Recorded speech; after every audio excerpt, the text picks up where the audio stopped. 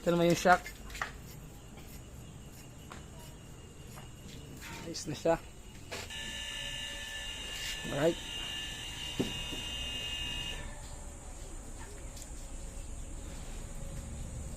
So yan mga kamekaniko, meron tayong another unit na isisingit dun sa ating pagbablog.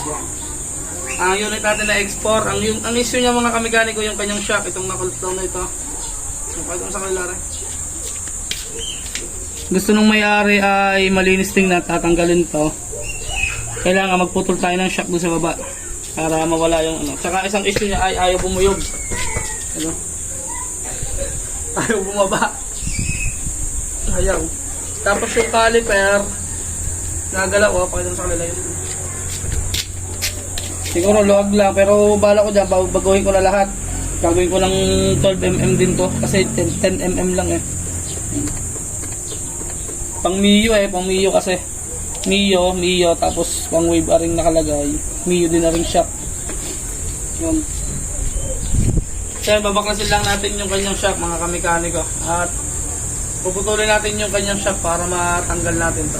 Ayun nga pala, flex ko rin sa kanila, sa inyo. Aring pang sleeve sa akin din galing to, binili nila. Tapos sila nagkabait kung nangyari. Yan, kaya na naging nangyari sa kanya, ayaw bumuyog.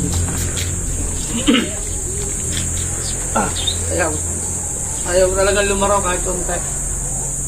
Kaya kakalagay lang natin yung shock, tuturuan ko kayo kung paano magputol ng kamekaniko. Yan mga kamekaniko, bago nga pala natin tuluyin tanggalin yung shock, kuhanin muna natin yung sukat ng haba na rin bago natin putulin. Dito na lang tayo kukuha ng sukat sa kanyang malapit sa taklog. Yan. Para alam na natin yung haba na puputulan natin. Bali, ano lang, haba ay 35mm. Mag-iiba pa yung mga kamekaniko kasi hindi ko kita yung loob, parang DIY lowered nila. Mag-iiba pa yan, mag-another sukat pa tayo. Maganda lang, meron tayong basihan para in case na walang DIY lowered na nangyari, yung nagkalang sa loob. Yan, 35mm. Kaya kalagay lang natin. Yan, nakakalag na natin. Tanggalin lang natin yung tornilyo dito sa ilalim. 6mm ba yun? 6mm na allen. Ay, kung kumama. Yan.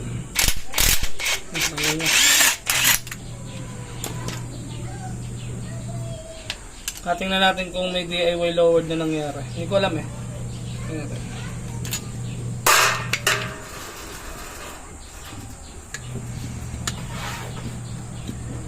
Parang wala naman. Kaso wala rin siyang langis. Kaya konti. Ito naman yung kalagay natin. Tingnan natin kung may kalang. Kalagay na natin.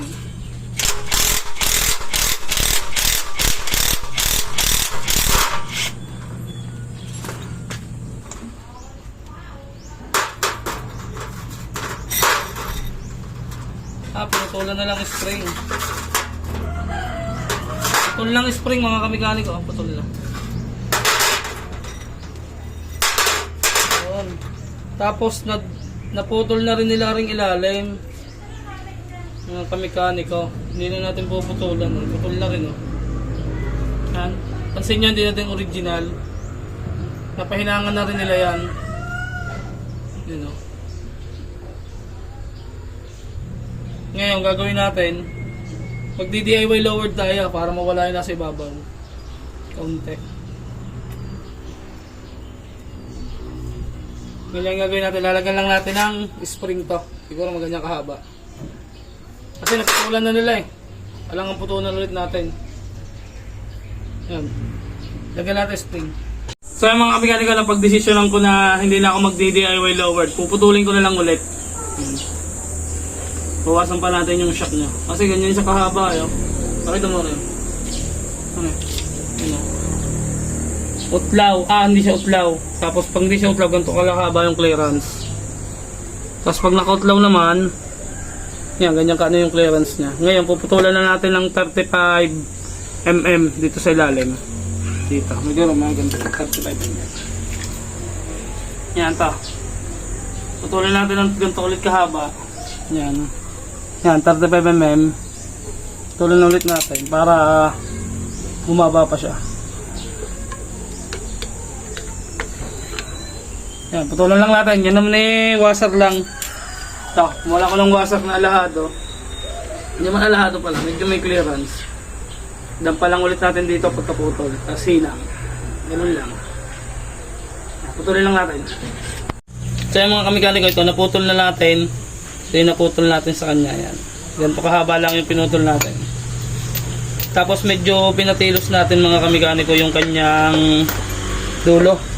Para pag nag-welding tayo ng washer to, meron pang matitirang welding mga kamikaniko. Yan. Mas maganda kung meron ko yung mas makapal. Mas maganda yun. Kaya ako wala, ito lang yung available ko.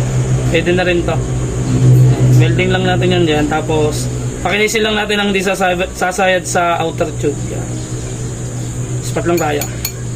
Natapos na natin weldingan o ispatan mga kamikaniko. Yan. Grinderin na lang natin ang hindi sasabit sa outer tube to mga kamikaniko. So yung mga kamikaniko, ganito na yung itsura niya nung naka-grinder natin o nakainis natin. Okay na siya. Basta make sure nyo lang mga kamikaniko na hindi sasabit dito sa outer tube gaya nito. Yan. Madumi eh, magkagalbok eh. Yan. Pero wala siyang sabit. Alright. So linisin na lang natin tapos install na natin dito. Tingnan natin kung okay na siya. Okay, install lang ulit tayo. Yan, ito yung sinasabi ko sa inyo mga kamikaniko na pag pinasok nyo ay talagang dapat walang sabit. Sumasagad dapat.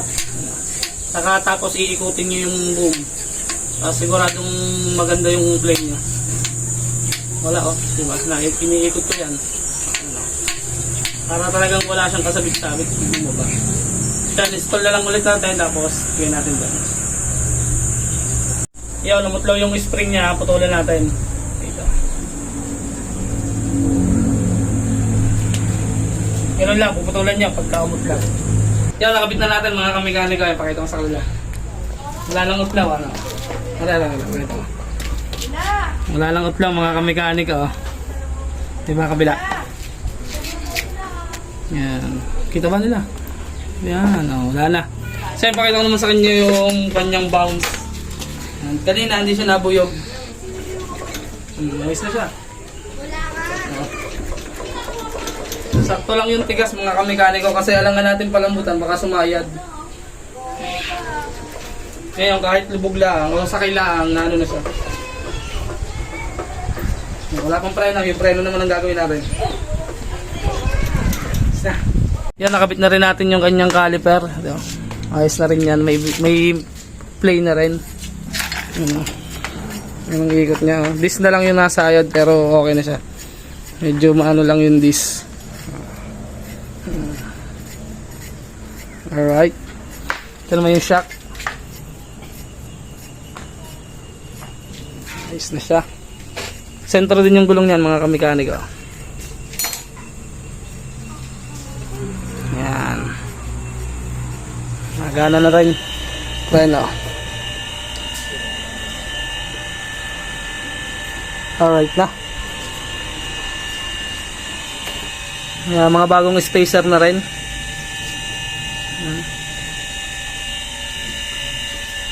Alright.